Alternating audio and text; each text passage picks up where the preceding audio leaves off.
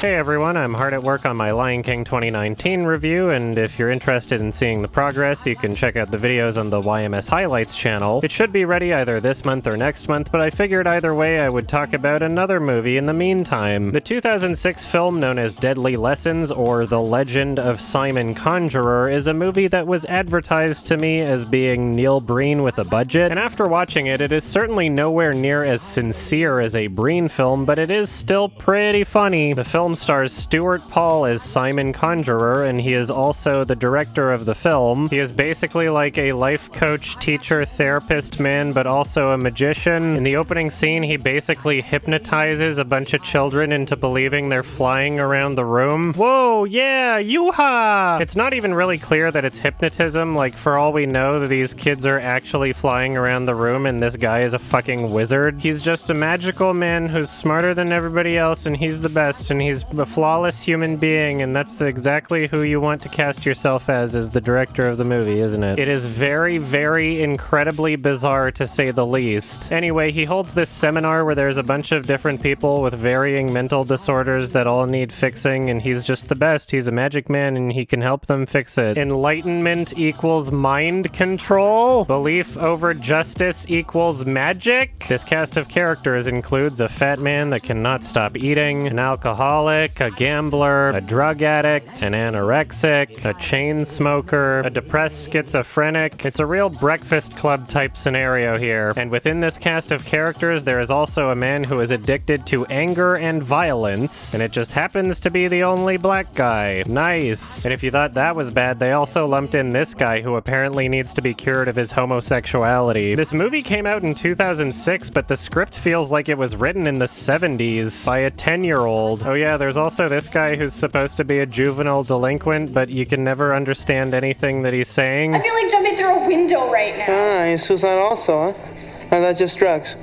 When's the last time you brushed your teeth? Long before I took the showers over 2 weeks ago. Jack off, prophet, man. But you just shouldn't call me for that if you're just gonna let me go like that. Hey, listen, man, I just met you a little while ago over restraining shackles, huh? Who the hell are you, prophet, man? I should trust you. Just some smart aleck that's challenging you to a duel of wits to see whether it is I who breaks you of your fear or you who breaks me of my convictions. Meanwhile, the villain of the film, played by Jon Voight, is known as Dr. Crazex. Simon Conjurer is nothing less than a monster in disguise and in horrid incubation.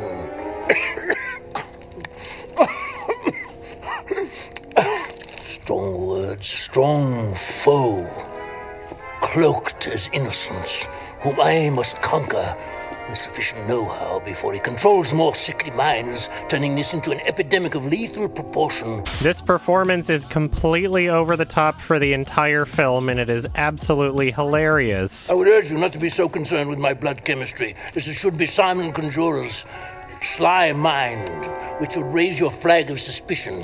He's a threat.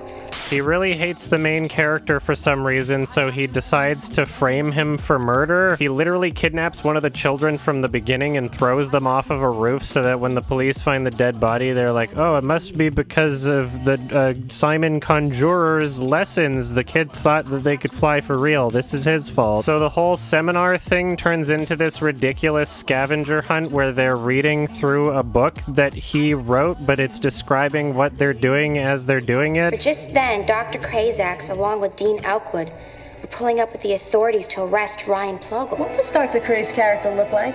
Humpty Dumpty.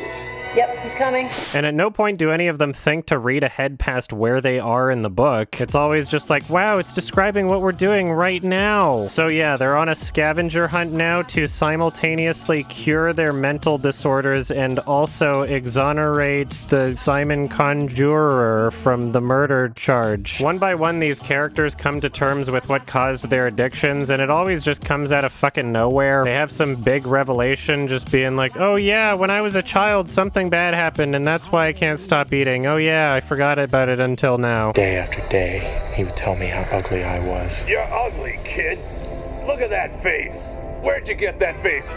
It was him who was really speaking of. You're ugly. But I believed him, so I started smoking to hide my face. I was riding with my father. Maybe I was 7. He ran over a kid on a bike. and he just kept going. Later in the movie, the director gives himself a sex scene that is very uncomfortable. I'm so wet. And now we both are. Oh boy. People's lives are in danger, but he's just like, whatever, I want some pussy. And the gay character goes looking for him and I guess cures his homosexuality just because he's looking at titties now. He's like, whoa, this is like real love. It's straight people. Supposedly this all stemmed from him walking in on his teacher and the janitor having sex in the school, and ever since then he was just really confused, I guess. Yay, he's straight now.